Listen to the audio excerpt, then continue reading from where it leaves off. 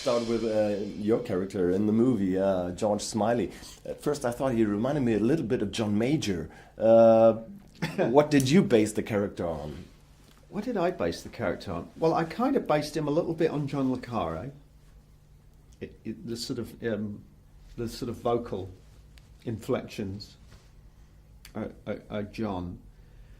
Initial silhouette was a picture of Graham Greene, a photo that Thomas Alfredson, the director, sent me, and a little bit of Michael Redgrave, the hair, a little bit sort of my little homage to Sir Michael Redgrave.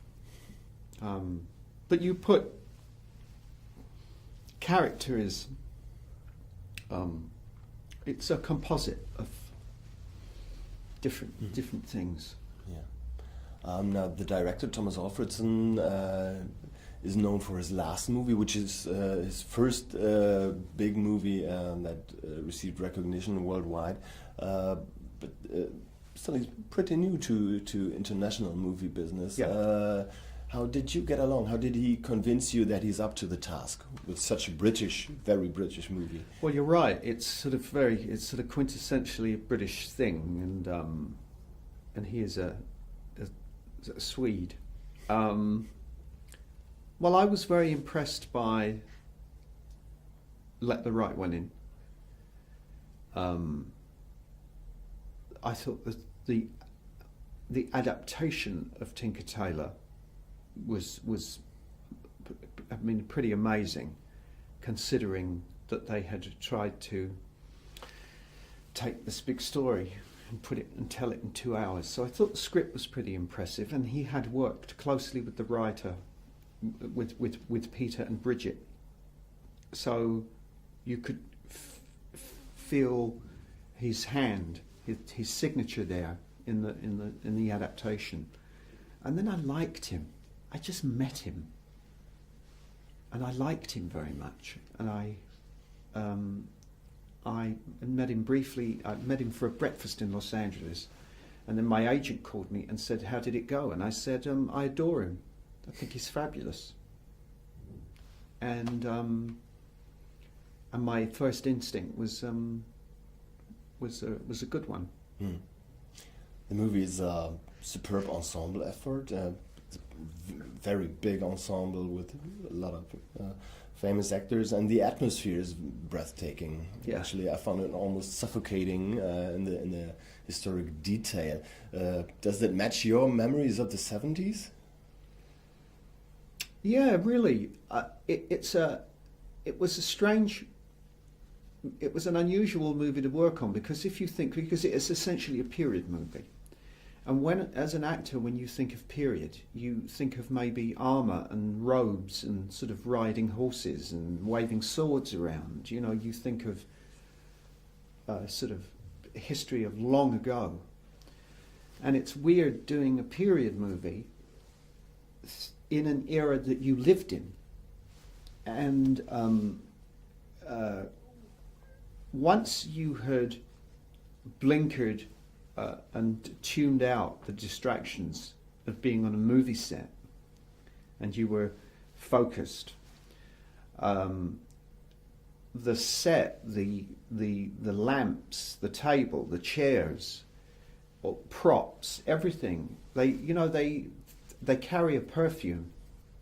They have a smell about them. Yeah. And it was like a sort of it's like a time machine, going back into a time that I remember and that I lived through. The production designer Maria Djokovic is brilliant. I mean, the atmosphere and the as you say, the sets and the detail is beautiful, and it's a beautiful looking film. Hoyte van Hoytema, who shot the movie. It was just so surprising that the supposedly colorful 70s never show up, because these spies live in a self-contained and a closed system, kind of pretty sad characters. Actually, yeah, it's as Thomas says, it's like a damp tweed cold tea and cigarettes. It's it's sort of like a nicotine-looking world. What would you say is the relevance of the movie for today? Does it have to say something to us except portraying a special period of time? I think really the main themes of the movie are loyalty and betrayal, and on a global scale and on a more intimate personal scale. And I think it's really an emotional piece about these rather characters who are, at the end of the movie, are like shredded. You know, they're casualties of what they do. But I don't think you have to be a student, really, of the Cold War to enjoy the movie. I don't know what's changed. I don't know if a great deal has changed. You know, the faces change, the enemy changes, the location changes. But we go through periods of stability with the odd occasional promise of annihilation. You know, it's still, I don't know, it's in 73 it was the Soviets. Today it is, you know, the jihad. I don't know, you know, we still have... it's still a very, it's still a strange time.